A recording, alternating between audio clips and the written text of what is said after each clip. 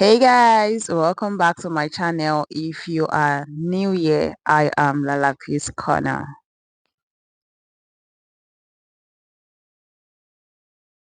So in today's tutorial, I'm going to be showing you how I install my braided wig. First, I'm spraying my butterfly shadow to lay down my edge, my front hair. I'll use my brush to brush them backward so that I will not apply glue on them. Then second, I'm going in with my frontal glue. So I'm going to be applying the first layer and allow it to dry, apply the second layer and also allow it to dry.